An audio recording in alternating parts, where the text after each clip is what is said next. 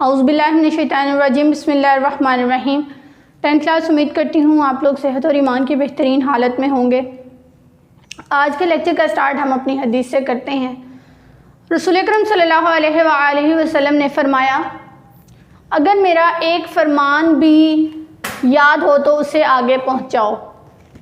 बुखारी शरीफ से मरवी है कि अगर तुम्हें मेरी एक आयत भी याद हो तो उसे भी आगे जो है वो पहुंचाओ, ठीक है। इसका सवाब जो है वो तुम्हें मिलेगा कि अगर मेरी छोटी सी बात भी जानते हो और अच्छे अंदाज में जानते हो तो वो भी आगे पहुंचाओ एज इट इज़। इसके साथ हम अपने लेक्चर का स्टार्ट जो है वो करते हैं। हम लोग चैप्टर नंबर 13 जो है वो पढ़ रहे हैं। आज हमारा जो टॉपिक है वो बेटा लिपिड्स है। हमने अब तक अपने प्रीवियस जो चैप्टर नंबर 13 था उसमें हमने कार्बोहाइड्रेट्स को डिस्कस किया, प्रोटीन्स को डिस्कस किया। आज जो हम हैं वो लिपिड्स को डिस्कस करने जा रहे हैं। लिपिड्स बेटा बेसिकली ये भी मैक्रो मॉलिक्यूल्स जो हैं वो होते हैं जो कि फैटी एसिड से मिलकर बने होते हैं, ठीक है। अब फैटी एसिड जो हैं वो उसके अंदर ऑयल्स और फैट्स मौजूद होते हैं। अब ये जो फैटी एसिड्स हैं ये long chain of carboxylic acid with glycerol that are called triglycerides. इनको ट्राइग्लिसराइड्स भी जो है वो कहा जाता है। क्यों ट्राइग्लिसराइड्स कहा जाता है? क्योंकि इसके अंदर 3 जो हैं फैटी एसिड्स मौजूद होते हैं और एक जो है वो होता है ग्लिसरॉल।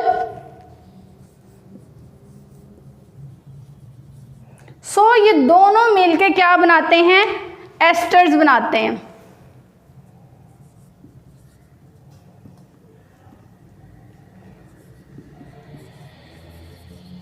अब ये जो एस्टर्स जो हैं ये बन जाते हैं 3 फैटी एसिड्स के मिलने से, तो इनको क्या कहते हैं? ट्राइग्लिसराइड्स, ठीक है। हम लोग बात कर रहे थे कि ट्राइग्लिसराइड्स होते क्या हैं? Long chain of carboxylic acid with glycerol. When 3 amino acids and glycerol are combined with each other, it will form ester that are called triglycerides. इनको हम ट्राइग्लिसराइड्स भी जो हैं वो कहते हैं। अब बेटा ग्लिसरॉल जो है वो क्या है? ये जो है ये पॉलीओल कंपाउंड है। एक जनरल टर्म मैं आपको बता देती हूँ कि ग्लिसरॉल जो है वो है क्या। मैं इधर आपको एक्सप्लेन कर देती हूँ।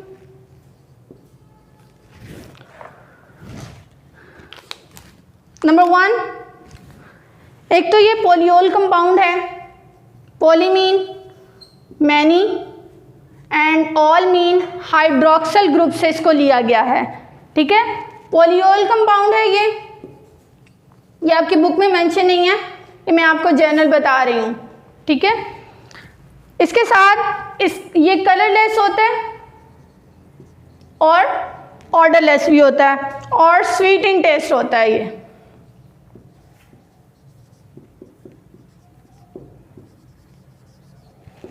इसका जो फॉर्मूला होता है वो कुछ इस तरह से होता है, कार्बन कार्बन कार्बन, ठीक है।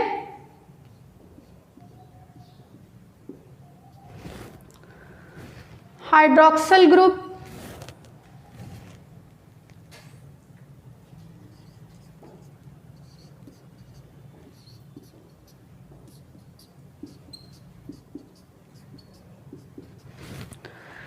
ये इसका जो है वो फॉर्मूला होता है ग्लिसरॉल का, ठीक है।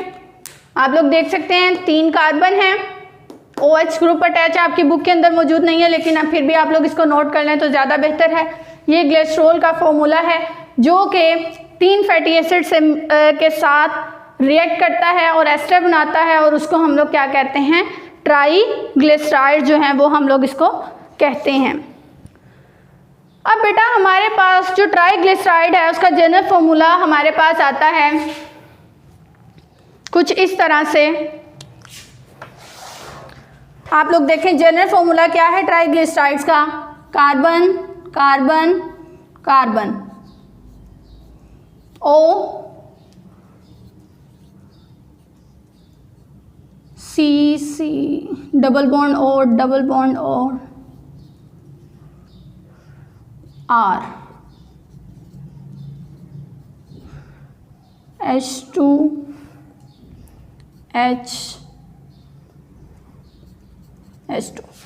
ये हमारे पास जनरल फॉर्मूला है ट्राइग्लिसराइड का। अब ये ट्राइग्लिसराइड का फॉर्मूला किस तरह से बना वो हम इधर देखते हैं। हमारे पास ये जनरल फॉर्मूला है ग्लिसरॉल का, ठीक है। हम इधर ही जो है वो इसको लिखते हैं। कुछ इस तरह से होगा कि 3 फैटी एसिड्स को हम लोग लिखेंगे। अब किस तरह से हमारे पास 3 फैटी एसिड्स आएंगे? Let's suppose R C double bond OH R C double bond OH, ठीक है। R C double bond OH। हमने कहा था कि 3 फैटी एसिड और 1 ग्लिसरॉल मिलकर हमारे पास एस्टर बनेंगे। कैसे? आप लोग देखें, इधर से वाटर की एलिमिनेशन होगी,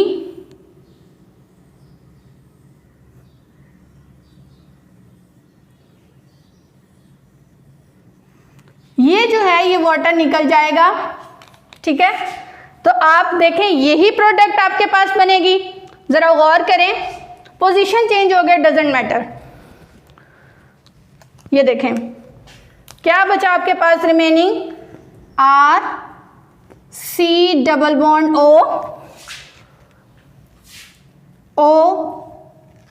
CH2। फिर आपके पास क्या आया, R C double bond O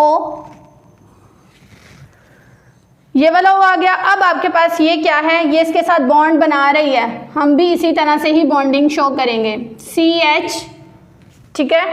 third one R C double bond O और ये भी बॉन्डिंग बना रही है इसके साथ, तो ये क्या आ जाएगा, CH2। आप लोग देखें सेम आपका जो है वो ट्राइग्लिसराइड जो है वो बन गए हैं, जो कि मैंने इस तरह से आपको बनाना सिखाए।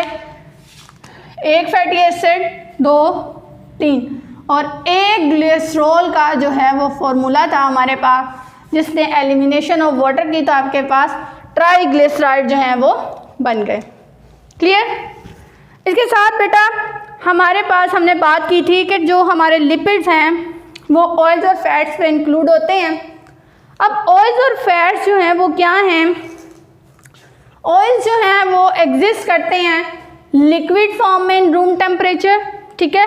और ये ट्राइग्लिसराइड अनसैचुरेटेड होते हैं। अब सैचुरेटेड और अनसैचुरेटेड जो हैं वो आप लोग जानते हैं, जिनके अंदर सिंगल बॉन्ड प्रेजेंट होता है वो बेटा हमारे पास सैचुरेटेड होते हैं, जिनमें डबल और ट्रिपल होते हैं वो क्या होते हैं, अनसैचुरेटेड। तो ऑयल्स जो हैं वो हमारे पास क्या हैं, अनसैचुरेटेड फैटी एसिड्स, और ये रूम टेम्परेचर पर लिक्विड फॉर्म में मौजूद होते हैं, ठीक है।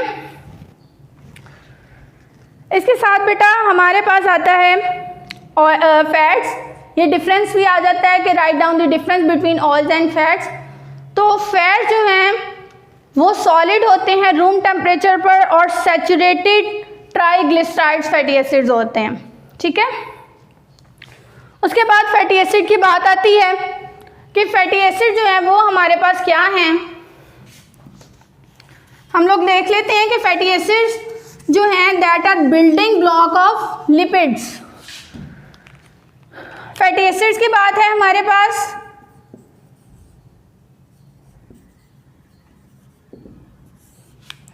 बिल्डिंग ब्लॉक ऑफ लिपिड्स को हम लोग फैटी एसिड्स कहते हैं।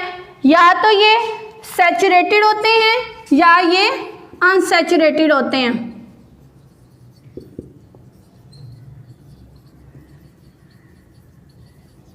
या ये सैचुरेटेड और या ये अनसैचुरेटेड होते हैं। अब इसमें 2 फार्मूलाज आपके पास आते हैं। नंबर 1 पाल्मेटिक एसिड इसका फॉर्मूला है C15H31COOH। ये क्या है आपके पास? Palmitic acid, very important for MCQs and very important for short question. Number second is stearic acid C17H35COOH। ये क्या है? Stearic acid. क्लियर? ठीक है। इसके बाद हमारे पास बेटा आते हैं sources and uses of lipids, कि हमारे पास जो लिपिड्स हैं वो कहाँ से जो है वो हासिल होते हैं और इनका सोर्स जो है वो क्या है और ये यूज़ जो है वो कहाँ से हो रहे हैं। Sources and uses of lipids.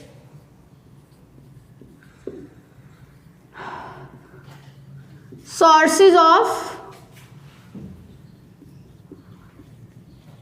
Lipids. अब सोर्सेज क्या हैं कि हम लोग देखते हैं कि जो लिपिड्स हैं हमारे पास बेटा, ये fats and oils are high energy foods, ये बहुत ज़्यादा हाई एनर्जी फूड्स होती हैं और ज़्यादातर जो ये इनका मेन सोर्स है वो है vitamin A, D and E में। ठीक है, that are use for build brain cells, nerve cells and cell membranes. ये ज़्यादातर लिपिड जो है वो वाटर में इनसोलुबल होती हैं जबकि ऑर्गेनिक सॉल्वेंट्स में सोलुबल होती हैं। इसके बाद सोर्सेज की बात आ जाती है कि जो एनिमल्स फैट्स हैं वो ज़्यादातर एडिपोज टिश्यू सेल में पाए जाते हैं। अब एडिपोज टिश्यू सेल्स कौन से होते हैं? जो कि लूज कनेक्टिव टिश्यू होते हैं।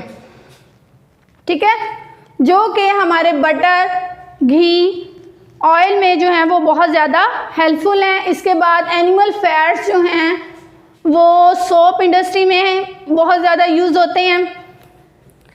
Plant synthesised oils and store their seeds that are used for vegetable oils, for cooking purposes and used for other purposes। इसके बाद विराइन एनिमल्स हैं, as a source of oil जो हैं वो यूज़ होते हैं। ठीक है, और ज़्यादातर ये ऑयल जो हैं वो मेडिसिन्स में यूज़ होते हैं। ठीक है, जैसे कि कोड लिवर ऑयल में यूज़ होते हैं। बेटा इसके साथ हमारे पास कुछ इंटरेस्टिंग इंफॉर्मेशन है क्योंकि आप लोगों का टास्क है, आप लोगों ने देखनी है। यहाँ पर हमारा ये टॉपिक जो है वो कंप्लीट होता है। जज़ाकुमुल्लाहुल खैर।